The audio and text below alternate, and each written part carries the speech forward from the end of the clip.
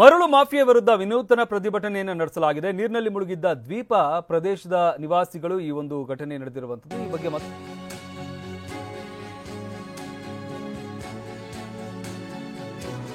ಮರಳು ಮಾಫಿಯಾ ವಿರುದ್ಧ ವಿನೂತನ ಪ್ರತಿಭಟನೆ ನಡೆಸಲಾಗಿದೆ. ನೀರಿನಲ್ಲಿ ಮುಳುಗಿದ್ದ ದ್ವೀಪ ಪ್ರದೇಶದ ನಿವಾಸಿಗಳು ಕರಾವಳಿಯಲ್ಲಿ ಅಕ್ರಮ ಮರಳುಗಾರಿಕೆ ಹಿನ್ನೆಲೆಯಲ್ಲಿ ಪಾವೂರು ಉಳಿಯ ದ್ವೀಪದಲ್ಲಿ ಮತ್ತೆ ಮೈನಿಂಗ್ ನಡೆಸಲಾಗ್ತಾ ಇದೆ. ಇದರಿಂದ ಆಕ್ರೋಶಗೊಂಡಿರುವಂತಹ ಗ್ರಾಮಸ್ಥರು ವಿನೂತನವಾಗಿ ಪ್ರತಿಭಟನೆ ನಡೆಸಿದ್ದಾರೆ.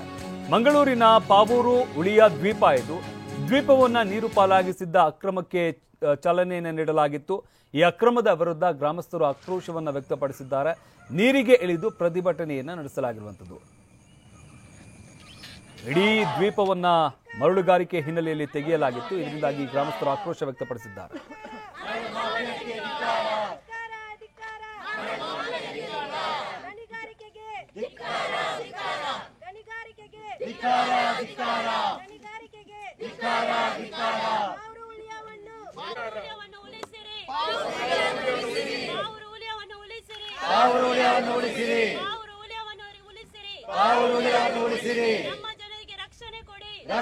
ಉಳಿಸಿರಿ ಗಣಿ ಇಲಾಖೆಗೆ ಧಿಕ್ಕಾರ.